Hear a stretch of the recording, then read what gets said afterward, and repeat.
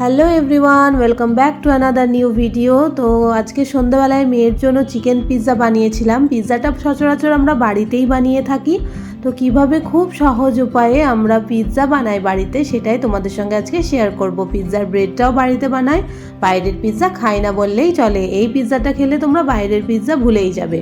তো এখানে আমি মেজারিং কাপের 2 কাপ ময়দা নিয়ে নিয়েছি, তার সঙ্গে হাফ টিস্পুন বেকিং পাউডার।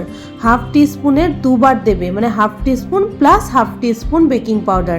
আর এখানে 1/4 টিস্পুন বেকিং সোডা দিয়েছি, 1/4 টিস্পুনও দুবার দেবে, মানে 1/4 টিস্পুনের মেজারিং কাপে দুবার বেকিং সোডা। আর তার সঙ্গে লবণ, চিনি স্বাদ মতো, আর 2 টেবিল স্পুন দেবে অয়েল, মানে সাদা তেল।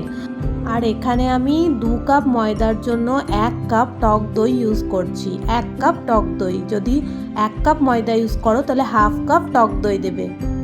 তো এখানে ময়দাটাকে ভালো করে মেখে আমি অয়েল ব্রাশ করে নিয়েছি ওপর থেকে। আর এখানে চিকেনও ম্যারিনেট করে রেখেছিলাম নানা রকম মশলা, গোলমরিচ গুঁড়ো, আদা রসুন বাটা, লবণ, লঙ্কার গুঁড়ো, এগুলো দিয়ে আর তন্দুরি চিকেন মশলা দিয়ে চিকেনটাকে ভেজে নিয়েছি। তো চিকেনটা এদিকে ভেজে রেখে দিয়েছি। আর তার সঙ্গে এখানে আটাটাকে রেস্ট, মানে ময়দাটাকে রেস্ট দিতে হবে 2 ঘন্টা। 2 ঘন্টা ঢেকে রেখে দেবে, তাহলে দেখবে ফুলে উঠবে।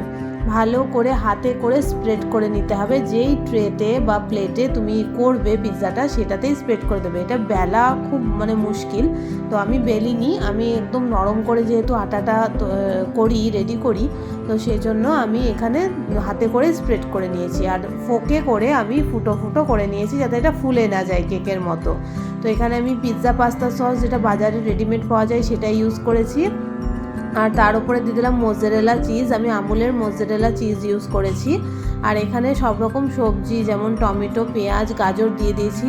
তোমরা ক্যাপসিকাম চাইলে দিতে পারো, আমার মেয়ে ক্যাপসিকাম খেতে ভালোবাসে না তাই দিইনি। এখানে চিকেনের কুচিগুলোও দিয়ে দিলাম, আর দিয়ে দিলাম হচ্ছে ওপর থেকে আরও খানিকটা চিজটা একটু বেশি করেই দিই, যেহেতু বাড়িতে বানাই। দোকানে তো চিজ দেয়ই না, খুবই কম দেয়। তো এখানে আমি কড়াইয়ের তলায় লবণ দিয়ে 10 মিনিট প্রিহিট করে নিয়েছিলাম মিডিয়াম আঁচে। তারপর এই পিৎজাটাকে দিয়ে আমি মিডিয়াম আঁচে রেখে দিলাম আরও 20 থেকে 25 মিনিট। তারপর একটা দেখো টুথপিক নিয়ে আমি দেখছি যে হয়েছে কিনা। তো এটা একদম হয়েছে, একদম কমপ্লিট। আর যদি তোমরা ওভেনে করো তো 190 ডিগ্রি তে তোমরা 25 মিনিট রাখলেই তোমাদের পিৎজা রেডি হয়ে যাবে। ওভেনের ভেতরে ওভেনটাকে আগে 10 মিনিট প্রিহিট করে নেবে, তারপরে 25 মিনিট 190 ডিগ্রিতে রাখলেই হয়ে যাবে। ভালো লাগলে অবশ্যই লাইক, কমেন্ট এবং শেয়ার করো, এবং আমার চ্যানেলটিকে সাবস্ক্রাইব করতে ভুলো না। আর কে কে রেসিপিটা ট্রাই করছে অবশ্যই বলো।